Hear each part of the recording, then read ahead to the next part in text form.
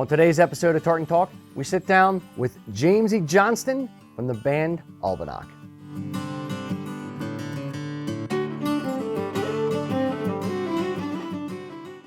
James, welcome. Thank you for taking time out of your busy tour schedule to come join us.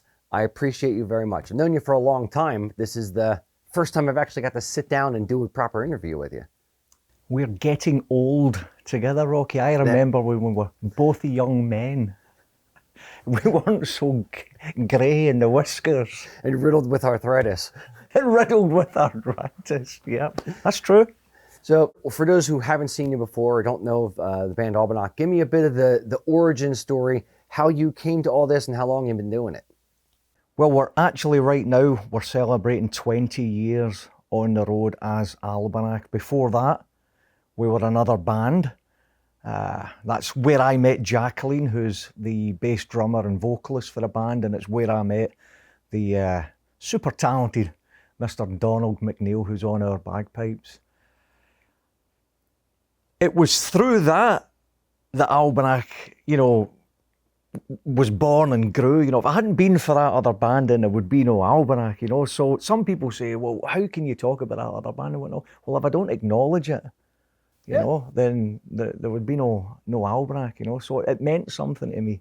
Yeah, it's part of your history. That I was part of that band, And if I hadn't been part of that band, I wouldn't have met Jacqueline and I wouldn't have met Donald. And these two people have gone on to be like brother and sister to me now, So, yeah. If we take it further back than that, it's my father was a bagpiper, so there was always bagpipes in the house. You're Scottish. So there's, football games and Hug Mini and all that stuff. There's always bagpipes around, But we're having, your father play pipes in the house. Every Sunday morning there would be bagpipes on, while Jimmy had his full cooked Scottish breakfast, bacon, eggs, sausage, potato, the works, a heart attack on a plate, But the bagpipes would be on. So I think that would be my introduction to them. And he said, I like this, but maybe not that kind of regimental bagpipes. And I like it, but it's not really tickling my tartan, if you know what I mean, I liked something a wee bit more deeper, something a wee bit more tribal. I didn't know what it was yet, but I knew that was kind of what I was looking for. And I happened to hear it. Somebody gave me an old CD, like one of these demo CDs you would give somebody. It wasn't really finished or polished. And I heard it, and it was tribal drums and these war pipes just wailing away. And that was it. It was just like, that's what I've been looking for. That's what I want. That's what I want to listen to. I hadn't really worked out that I wanted to play it, but I wanted to listen to it. That's it. Who was that? Who was that band? The Braveheart Crew. Okay. Braveheart Crew. Lovely bunch of guys. And Jacqueline and Donald were kind of part of that. And a wonderful fella called Two-Bar Wilson. I heard it and I thought, this is it. I want to meet these people. And I went on to meet them, get friendly with them. See, they would start playing the music when they weren't doing film work. Okay. So there's a lot of time when, you boys here doing filming all the time. So there's a lot of downtime. And one of those lads back there had this great thought to, let's just play a wee bit of music while we're not needed. So, they would play a wee bit of bagpipes, play a wee bit of drums and whatnot. And then other people would hear that and say, hey, that's magic. That fits in completely with what you're doing here. And before you know it, the producer was asking them to play, big companies would come in and say, hey, we need you for a convention, or we need you for this or that. And before you know it, the bookings come in. And the Braveheart Crew, the Braveheart band is getting sold, And they were extras from the movie Braveheart? Aye. Nice. Yeah, definitely. Every time I watch the movie Braveheart, I can't help but see my friends when we were all young, I started knocking around with these lads just at the wrong end of it, I was at the back end of it. So I wasn't as lucky to get you know, a part as an extra in that movie. You know, wow, imagine being an extra in Braveheart. You know, so I wasn't there, but they did quite a lot of work. They'd done work for Rob Roy. They did work for Braveheart. They went on to do work for Gladiator down in Pinewood Studios in London. So they, you know, they knew what they were doing, you know. But they had this great wee music scene going. And I'm keeping an eye on it. I'm saying, that's going somewhere. I like that. And I want to be part of that. But there comes a change, because it's music and people fall out all the time, you know. Mm-hmm. You know how it goes with bands.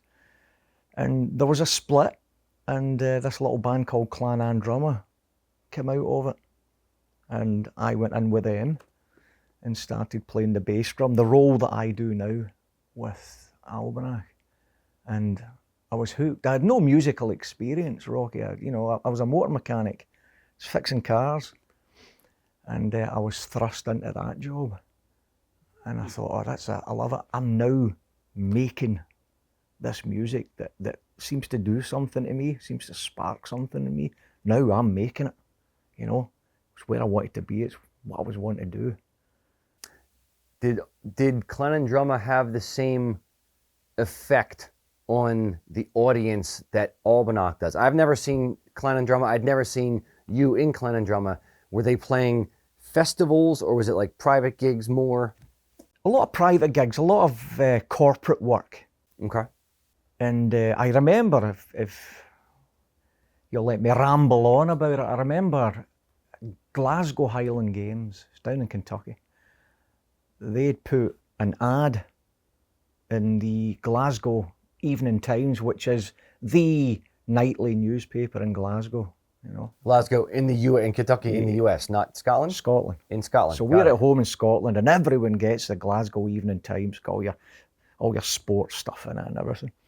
And here's this advertisement: Glasgow Highland Games, Kentucky, looking for Scottish band to play our Highland Games. And Two Bar Wilson said, here, we should do that. You know, that's great, it sounds great, but how do we even get to America? Who's going to pay for the flights with us? So we went on this mad kind of money organising thing where we were just begging for money off people to get the flights and everything together. And a woman called Loretta Kennedy, I remember her well, sadly no longer with us, she was going to put us up. She'd never met us before. And she was sending her husband to Nashville, the airport down there, to pick this motley crew up that dressed in leather and double-belted plaids and fox skins and mink skins hanging off us and all that carry on, really going full belt into the tribal thing. And she was going to put us up in her house. And all we had to do was come and play tribal pipes and drums at this wonderful Highland Games. Yeah. In a beautiful state park. I'd never been in America before, so it was all new to me. You know, we went through the airport dressed in our band outfits. Awful. I can just imagine awful, TSA trying to deal with awful, you know, making you take all the things off. And if I take this belt off, I'm naked. You sure you want to do this? Yeah, buddy? but I remember Two Bar Wilson, that booming out of his big deep voice at the security officers back then. But take this belt off, you know. And we all know what you're going to see if he takes that belt off, you know. But it went from there. We flew into Nashville. Big Hal was Loretta's husband. And he picks us up and he says, are you boys hungry? No, of course, aye. We're grown boys, we're hungry. And the first thing I ever got to taste in this country was grits. He took us to a Waffle House. And he said, here, and there was plates of grits put in front of us. America's finest dining experience is Waffle House, of course. Right off the bat, just landed, and that's what we were getting. So these are all the memories. We played the Highland Games, went down a roaring success. We were sharing the stage with a wonderful band that I've been friends with for over 20 years now, Seven Nations. Oh, yeah. You know, yeah, kind of OGs in the Celtic rock world. Kirk and the boys. Yeah, Kirk and the boys, but they were all young, you know, and golden tanned, and Kirk had his golden fleece hairdo and all that stuff. So great memories from it all. But when we got back to Scotland, it was Hotmail back then, Rocky. You know, Gmail wasn't even a thing, what didn't exist. Hotmail, the Hotmail account just lit up, you know. We seen you at that festival, we heard of you at that festival, you need to come and play our festival. And I think at that point, you know, I wasn't silly, I'm not stupid, you know. I knew that things were about to change. This is going to be a decision. Do you want to keep doing this? Or do you want to go back to wrenching on cars and spray painting cars? You know, because this is going to take off. So that was the story behind Clann and Drumma. We did start playing Scottish festivals, but we just couldn't keep it together. You know, there was infighting, there was arguing, you know, people wanted to go in a different direction, you know, and it kind of fell apart on itself. It just didn't have the glue there. It had the magic sauce, but you know, it just wouldn't bind together. You know, if that's the way I can put it, you know. So that's sort of your origin story. Now, over the last 25-ish years, what has changed the most for you? Either you can take it as far as your physical, your body being beaten up, the crowds have changed, the people you play with, your relationships. What have you seen evolve and grow over time? That's a great question. I'm coming out of the Clann and Drumma phase and hitting the road running with Albannach, because we were all seasoned by that point, so it was just like, let's hit it, but we're going to hit it hard. You know, this is like, you get no time for families, no time for anything back home. We're going to be serious road rats. We were working every weekend, we were working through the week, we were sleeping in a van. Sometimes we had money for a hotel room. You know, sometimes we didn't. Sometimes we'd all be in one hotel room. I remember, and I'm no lying when I say this, I remember sharing, like, you know, a Burger King meal with Donald because we didn't have the money to each buy a meal. You know, this is how hard it was back then, you know. Along with that, there was a lot of drinking, you know, because that's what we liked to do in those days. You know, I was a young lad from Scotland. My partner in crime was Donald McNeil. We were out on the road. We wanted to drink. We wanted to use that word party. I'm not really a great fan of it, but to use that word, you know, we wanted to party, and we did party hard. We don't do that anymore, you know. And there's one thing right there that has changed. Yeah, some of the boys like a little beer here and there, but we're certainly not Albannach of 2007, per se, you know, where I believe that Albannach's reputation walked into the festival a week before the band did, you know. And we certainly lost work through it. There's no doubt in that, you know, and certainly there was festivals that said, no, we don't want any part of having that band because of the drinking and they didn't like the fans either. We don't want that kind of people, those kind of people coming to the festival. Whereas now I feel there's festivals out there that, you know, we want Nach Nation at our festival. We love the energy the Albannach fans bring, you know, because it's just party time all the time, you know. It's hooting and hollering and dancing and just letting loose, and that's what you want at a festival, you know. So speaking of, you know, bands with energy and fans with energy as well, your fans are crazy loyal. What do you think endears them, and what is the energy like on stage and in the audience? I think about that quite a lot, and they do have a reputation. Nach Nation, the Albannach fans, they do have a reputation. I'll hear it from event organisers say, oh, we can't put seats down in front of the stage because the Albannach fans will be here. So they know ahead, you know, you got to leave a good bit of room for these people to bounce around and whatnot. I think they know that they've followed us for 20 years. They see us as just normal working class people like them. You know, we put a lot of time and effort into what we were doing. You know, it's a lot of blood, sweat and tears. They appreciate that. They know that we didn't have it easy. You know, we've really just chipped away at this and fought hard to stay where we are. And I think they appreciate that. So they just keep supporting us. They are so loyal, like you say. But they see the energy that we're putting off on a stage. You know, we can't just stand up there with our drums and bagpipes. Good night and thanks. This is like war music. This is why I'm listening to it. This is why I create it. You know, I'm up there, and when Donald fires off on those bagpipes, you know, it's like I can feel my fists clench. I'm ready. And I think we're giving off that kind of energy that they feed off. And then when they give us it back, it's like, all right, so you get a seesaw thing going on, And I always say that on the mic to them. This is an Albannach show, Get up, enjoy yourself, let loose. It's as if you give them permission. And then once they do it. The one thing that just kind of struck me, now most of your music does not have vocals, aside from a few songs that Jackie does. Now, and those tend to be slower, a little bit lower songs, not the super high energy stuff. I'm going to kind of ask you, why do you not have vocals for things? And is it because that the vocals would almost get in the way of the energy of the pipes and drums? That is exactly it. Nice. That is exactly it, Rocky.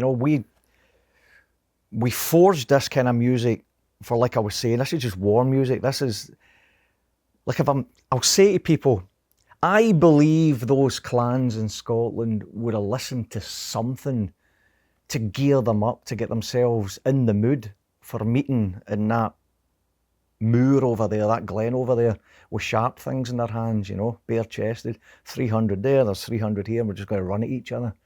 I mean, what's the mentality behind that? How do you gear yourself up for that? Because the Heejin there, the chief said, I don't like what they said, so I'm calling out all my men and we're going to have some bloody guts and glory battle in the middle of the heather over there. Where do you go in your mind to get yourself up for that? You might have a whole night of just lying there thinking about it. So I believe there was music of some sort that was used to get them fired up and get them ready, and that's what the Albannach music is. And I want to keep it there. I want to drive that. I've had people say to me, why don't you bring the bass guitar in? Nah, that's not us, and I never will. We're pipes and drums, and that's all we are, purely tribal. But when you've got a vocalist like Jacqueline, with that beautiful, homebred voice of hers, it would be a crime not to use it, because she's such a bonny Scottish voice on her, and she's a good songwriter.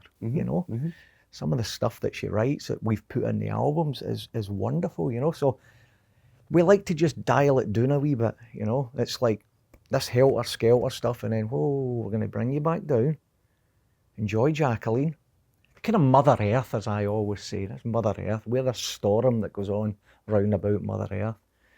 And now we're going to take you back up again, Give you a wee breather, and now we're going to take you back up again. And without the vocals to a song driving the message of the song, it's kind of left up to the individual listener to just feel and not experience this is a story they're trying to tell me. It's just feeling the thing. And they can kind of almost interpret it of what the music means to them versus being told what the music should mean. Yeah, if we're doing a live show for, say, we're up there, say you've got 500 people in the tent in front of the stage, and you've just given them half an hour of hell for leather with these pipes and drums, sweat's all beading off us, and the feeling of energy that's coming off that crowd, it's such a high, And then I'll go up and say, would you like to hear Jacqueline sing? And she's going to sing on her own. There's no music backing her, like you said. There's no guitars in, there's no keyboards. This is just that woman who was just giving it large on that drum right there, swinging and shaking and keeping it going, Now she just brings it down to a hush. She stands there and sings you a song. And Rocky, you hear pin drop. So from chaos, Jacqueline can bring it down to silence as she tells the story. There's nothing else going on, just like you said, nothing going on. So all the listeners out there are just tuning into the story that she's singing. And she's got them all. That's the beautiful thing. Not everyone can do that. Yeah. So you've poured years of your life into doing this. What is one or two moments that stand out to you over the last 25 years or whatever it's been, that you go, it was that moment of, this is why I do it, the most emotional gut punch that you've had that stands out in your memory? Well, there's a couple that, when you ask that question, there's a couple that just jump right into my my mind right away. Playing the NASCAR Coca-Cola 600 and being on the track, and there's a big stage on the track, and being in front of thousands and thousands of NASCAR fans, and being from Scotland and thinking, what is this? You know, I've heard about it, I've seen it on the television, but here I am now playing bagpipes and drums in the middle of the racetrack, you know.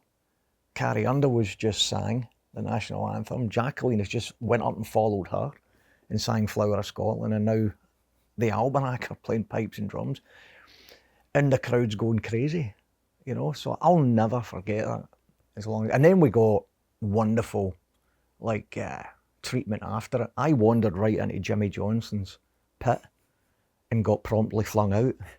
Smart, but I went in and said, no, my name's Jamesie Johnston. You know, I said, my name's Jamesie Johnston. Ejected, but I got in. I blagged my way in. So that there, being in Jimmy's pit and, you know, seeing how big that event is, that stands out to me, always does. And then the other thing was getting to become friends with Randall Wallace, the gentleman that wrote Braveheart, and getting to go out there and be his friend. Go to his office, have lunch, shoot the breeze, be normal, you know, with this man that wrote such an iconic, you know, movie, a book that turned into a movie that changed the fortunes and changed the shape of my country, as far as I'm concerned, you know. To sit in his office and be surrounded by the props from all the different movies that he was involved in, to go out drinking with him and whatnot in Jackson Hole, Wyoming. We all went out on the old lash, you know. We taught him a few things about how to drink, gave him an education, you know. But he was such a gentleman. And then from there we went on and we did some work for Habitat for Humanity, which Randall was a great champion for, probably still is. So, you know, we took the pipes and drums down to a house build, and I think my job that day was putting the insulation in, you know, big staple gun, bang, bang, bang, bang, bang. And then I got flung off the site for wearing flip-flops. And then we played pipes and drums for the family getting given the keys to the house, you know. So I'd never get to do that. You know, James Johnson, motor mechanic from outside of Glasgow, Scotland, would never get to help build a house for Habitat. Would never get to sit and have drinks with Randall Wallace. I'd never get to play pipes and drums in the Red Square in Moscow, you know, things like that. It's just wonderful memories. These are the things that, wow, this has been good to me. So outside of when you're not touring, when you're sitting at home, either you spend time in New Hampshire, I know, and you spend time in Scotland. When you're just sitting at home, what do you want to do? Do you want to relax? What are your hobbies? I know you like birding. I talked about that a little bit. I do like birding. I've got a dear wee friend back home in Scotland, wee Freddie, who works on the walking tours with me, and we're both just anal about it, you know. You can be standing talking and then you'll hear the tweet. Shut up, everyone's got to shut up, what's that bird, you know? And we'll both race to identify it. He's a little better at it than me, right enough. But we'll go on motorcycle trips just to go birding and whatnot, you know. I'm not ashamed to say it, you know. I love it, you know. Yeah. I love watching the birds. Certainly when you get to see like the Scottish, you know, the golden eagle and the white-tailed seagull in Scotland, it's majestic.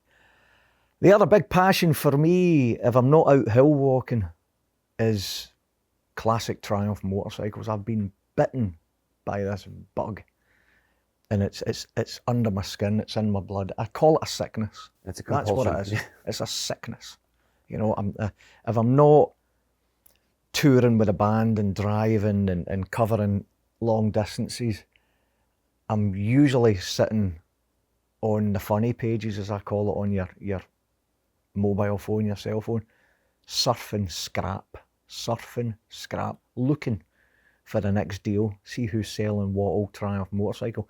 And trust me, there's a couple of them round about here which are in easy striking distance. Before I went to sleep last night, I was looking, oh, I could have that. Oh, I could have that. I like to work on them and bring them back to the way they would have been when they rolled out of the showroom, take all the junk off them that people have put on over the years. Yeah. Yeah, get it back to its former glory, and sell it on, you know, so someone else can enjoy it. And that, in my opinion, that's another old motorcycle rescued, you know. Yeah. But I suffer from that sickness. So you've heard it here. If you have old Triumph motorcycle parts, or you have an old Triumph motorcycle, just bring it to an Albannach show and leave it at the merch table. Jamesy will take it. There you go. I'll swap you t-shirts for it. Hell of a barter. Hell You of a could have 2 t-shirts for your Triumph motorcycle. Oh, jeez. So you've been on many journeys in your life, but whether it's motorcycles, whether it's journeys with your band. Another journey you were speaking to me about was your journey with mental health. And you've been to some pretty dark places in your life, you'd said. So how did your mental health journey kind of start? How did it start? There's the question I think everyone who has issues has to ask themselves and has to do a bit of deep diving to try and find out what the issue is, what's going on. So I'll say this, I'm Scottish, right? I'm born Scottish. I have this Scottish DNA going through my veins, right? We're not really emotional people. When we talk about love, we're emotional when it comes to, you know, the Scottish football team playing England on a Saturday afternoon. We're emotional, you know, when it comes to, you know, getting, you know, or drinking a fish supper or whatever. We are emotional about things like that. But, hey, I love you.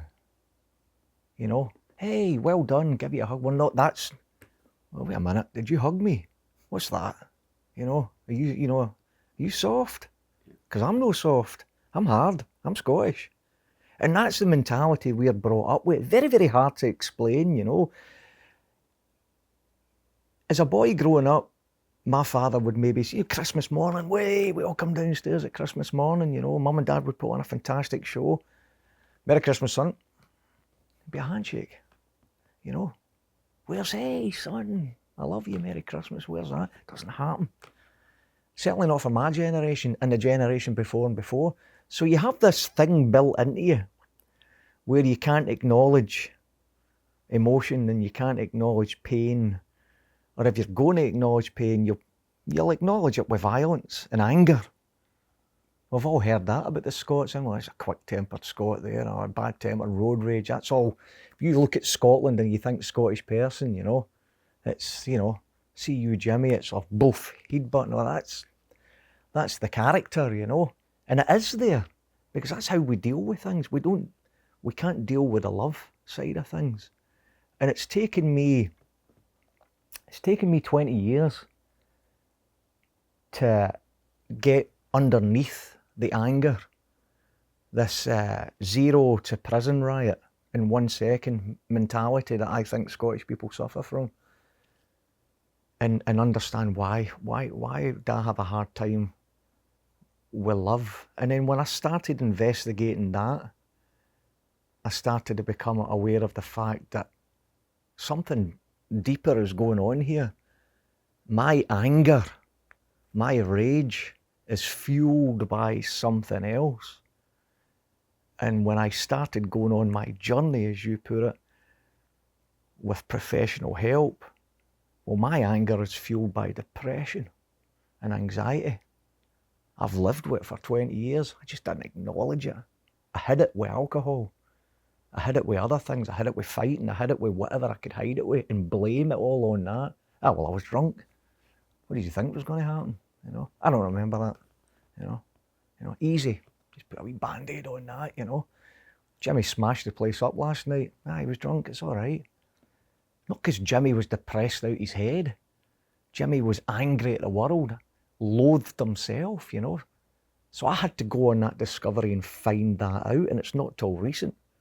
It wasn't till last year that something snapped inside me, Rocky. I got to the point where I knew I cannot go any further like this. I can't walk on a stage and put old festival face on. The show must go on, and then come back off and go into my hotel room and just stand there and bang my head off the wall and hate the world and hate myself. This is going to end bad. You know, I've put up with it for this long, and now I've got to do something about it. I want to see a doctor. That's not what Scottish people do. Scottish people don't go to the doctor. Scottish people go to the doctor when it's too late. You're going to die. Oh well, should have come and seen you earlier. Scottish mentality. You know, I went to see a doctor, and once you speak to someone who knows what they're talking about and can shed light on it and give you hope, suddenly you don't feel so alone. And I think it's a wonderful thing, and I wish as a boy growing up, I had realised that it's okay to talk about it. It's okay to maybe ask your dad or ask your uncle or ask one of the older lads, you know, what's going on here? Why do I feel like this, you know? And I think it's something Scottish people need to address, you know? I don't think it's just Scottish people. I think it's men in general. I agree with you 100%. I'm only exploring myself here, and I think my Scottish DNA has a part to play in it. But yes, men in general, we're talking about motorcycles there. Something that I'm involved in is the Distinguished Gentleman's Ride. Now what it focuses, this is a global event which is sponsored by Triumph Motorcycles. What they are trying to do here is more awareness for prostate cancer, which is taking men left, right and centre, and it doesn't need to, because it's a curable cancer. Catch it early enough, we can take care of it, you will live longer. And the other big focus point for them is men's mental health issues. And that's where I find motorcycling and men, we all ride these motorcycles, let's go for a coffee or go for a beer or whatever, and we'll talk about the bikes. But while we're talking about the bikes, let's talk about you. How you doing? How you doing, Rocky? You all right? Aye? Everything all right? You're a bit stressed out there or whatever, you know? So while we're feeling good and we're on the high of the motorcycle ride, because that's why we do it, that sense of freedom, we're out there. You come off the bikes and you're like, whoa, those twists and turns there, everyone's high. We're feeling good. Let's talk about mental health as well, you know? Let's look out for each other as brothers, you know? And that's what the Distinguished Gentleman's Ride does. And because I'm on this journey of discovery myself about depression, anxiety, anger, I'm now clicking with a DGR. I'm now putting a lot of my time into it, investing my time into it, and making sure that other people are aware of it and can get involved in it. Maybe go on your own journey, you know? Yeah. So what was the moment that you knew? Was there a particular moment, or was it just a slow realization of, no, I actually need help. This is bigger than I am able to handle myself, and I need to call a doctor, or I need to reach out. It's a whole load of things that just were slowly mounting up, and you know, like living inside a pressure cooker and knowing that I'm starting to struggle with just everyday tasks that normal everyday people can do all right, but I was starting to fail at doing them. It was getting too much for me. Simple things. And I'm hoping people out there listening to this can relate, and maybe the light bulb will go off. Like a cable, an electrical cable, if it had a knot in it and that knot never came out, I quickly take this place apart in a fit of rage. Other one, going into your closet to take a jacket off a coat hanger, and the jacket sticks in the coat hanger. I'll demolish your closet and then sit 30 seconds later and say, what the fuck just happened there? What happened there? Yeah. Why did I wreck this place? You know? Where did I go for 30 seconds there? Because a jacket never came off a coat hanger? So all these little things. And then just being nasty to people you love. You know, picking a fight with people all the time, wanting that argument all the time. I was aware I was doing it. You know, I thought when I got sober back in 2012, it would cure all my issues. Alcohol's the problem. So I get sober. I was a hell of a drinker. Been sober for quite a while now. And then I realised, well, it's not the alcohol. I was using alcohol just to mask everything, but that's not the root of my problem. My problem is depression and anger. And last year, like I say, I had a deep hatred for everything. Like if you'd call me, I've known you for 20 years, you'd call me, I'd look at that screen and say, Rocky, not today. I'll talk to you when I can talk to you, but not today. You know, my bandmates came off the stage, I'd pick a fight with a bandmate. Like, really, want to pick a fight with him. I try to drive the van off the road with Jacqueline in it, and I fit a rage. Nearly killed us both. You know, you know why that was? Because the Burger King was shut and I never got a veggie burger after a gig. So I went on this rampage along the interstate. It just all came to a head, and my beautiful fiance just came down and said to me, you know, tears coming down her face, and just said, what is going on with you? I can't live like this anymore. You can't live like this anymore. You know, and she'd put it up with for the longest, you know. And it makes me emotional thinking about it. Just at that point, looking at someone who I love so much in pain because of me and my hatred for absolutely everything, I thought, that's it. I'm going to do the unthinkable for a Scotsman here. I'm going to go and see a doctor. And I don't mind sharing it. I could have walked out of that doctor's office 20 times before that wonderful young man came in and spoke to me. You have to fill out all sorts of forms and all this stuff, you know, because you're in for mental health. Mm-hmm. So you have to go through all these things. You're talking about suicide and all these things. They're horrible questions, you know, but they make you think. And then you look at your score at the end of it. I remember looking at it going, what am I, a basket case? Is this it? Is this what my life's got to? You know, 20 years of touring, for great relationships, done things, done this, been there, done it. But this is it. This is it now. I'm a basket case. Well, all this.